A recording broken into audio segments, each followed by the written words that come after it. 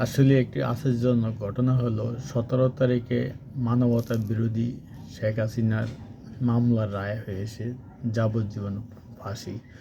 ওই দিনই ঠিক ডক্টর ইউনূস অন্তর্বর্তীকালীন সরকারের প্রধান উপদেষ্টা চট্টগ্রাম লালদিয়া টার্মিনাল চালানোর জন্য ডেনমার্কের মার্স গ্রুপের সহযোগী এবিএম হাতে তুলে দেয় এবং ওই দিনে 2,50,000 সাইনিং মানি হয় এবং ঢাকা কেরানীগঞ্জের পানগাঁও সুইজারল্যান্ডের হাতে তুলে দিয়ে 18 কোটি টাকা সাইনিং মানি হয়। কারণটা কি? আমরা ওই দিন দেশে একটা বিভিন্ন পরিস্থিতি খারাপ, দেশে একটি মামলার সাজা হচ্ছে।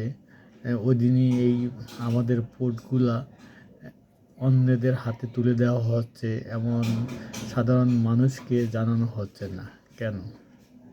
যে কোনো আন্তর্জাতিক বা বড় কিছু করতে হলে জনসাধারণের অবগতি করতে হয় বা এগুলো পেপার পত্রিকা প্রকাশ করতে হয়, কিন্তু তা না করে তারা গোপনে ঢাকা কন্টিনেন্টাল হোটেলে বসে এরা চুক্তিগুলো ফাইনাল করে ফেলছে। কিন্তু এখানে বিভিন্ন রাজনৈতিক দলের জানার দরকার ছিল, কেউ জানেনি।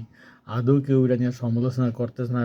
শুধুমাত্র আনু মোহাম্মদ জাহাঙ্গীরনগর বিশ্ববিদ্যালয়ের উনি একটু এটা নিয়ে সমালোচনা করছে, আর সব রাজনৈতিক দল চুপচাপ করে আছে। কোনো এটা নিয়ে প্রতিবাদ নাই, আলোচনা নাই। আমাদের দেশের পোর্ট কেন বিদেশিদের হাতে তুলে দিব নিয়ে চুপচাপ, আমাদের সম্পদ আমাদের দেশে থাকবে, এগুলা পত্রিকায় মিডিয়াতে প্রকাশ করার কথা, কিন্তু আদৌ এগুলো কোনো প্রকাশ হইতেছে না। আজ আমরা সবাই নীরব কেন? আমাদের সম্পদ বিদেশিদের হাতে তুলে দিব, এটা আমাদের আসলে দুর্ভাগ্যজনক ব্যাপার।